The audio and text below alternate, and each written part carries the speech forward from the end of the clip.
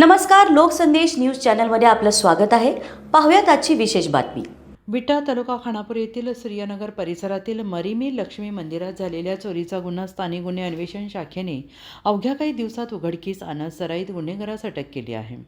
दिनांक 30 डिसेंबर 2025 रोजी सकाळी 6 वाजण्यापूर्वी अज्ञात चोरट्याने सूर्यनगर विटा येथील मरीमी लक्ष्मी मंदिरात प्रवेश करून श्री लक्ष्मी देवीच्या गळ्यातील 2 मंगळसूत्रे चोरून नेल्याची घटना घडली होती. या प्रकरणी विटा पोलीस ठाण्यात चोरीचा गुन्हा दाखल करण्यात आला होता आणि या गुन्ह्याची गंभीर दखल घेत माननीय पोलीस अधीक्षक श्री संदीप घुगे यांनी स्थानिक गुन्हे अन्वेषण शाखेला मालमत्तेविरुद्धचे गुन्हे उघडकीस आणण्याचे आदेश दिले. त्यानुसार पोलीस निरीक्षक संजीव झाडे यांच्या मार्गदर्शनाखाली सहाय्यक पोलीस निरीक्षक सिकंदर वर्धन आणि त्यांच्या पथकाने तपास सुरू केला. दिनांक 3 जानेवारी 2026 रोजी स्थानिक गुन्हे अन्वेषण शाखेच्या पथकास गोपनीय बातमीदारामार्फत माहिती मिळाली की रेकॉर्डवरील आरोपी प्रकाश जगन्नाथ सदामते वय वर्ष 32 राहणार अमणापूर तालुका पलूस जिल्हा सांगली हा नागाव कवठे परिसरात मोपेडवर फिरत आहे.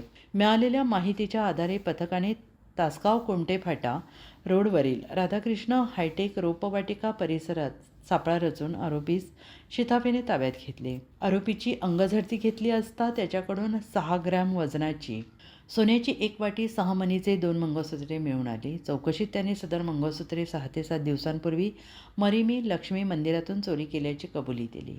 प्रकाश सदामते हा गुन्हे सराईत गुन्हेगार असून त्याच्यावर पलूस, आष्टा, चिंचणी, वांगी पोलीस ठाण्यात गुन्हे दाखल आहेत. तसेच माननीय उपविभागीय दंडाधिकारी कडेगाव यांच्या आदेशानुसार ऑगस्ट 2025 त्याला सांगली आणि सातारा जिल्ह्यातून 2 वर्षांसाठी हद्दपार करण्यात आले होते.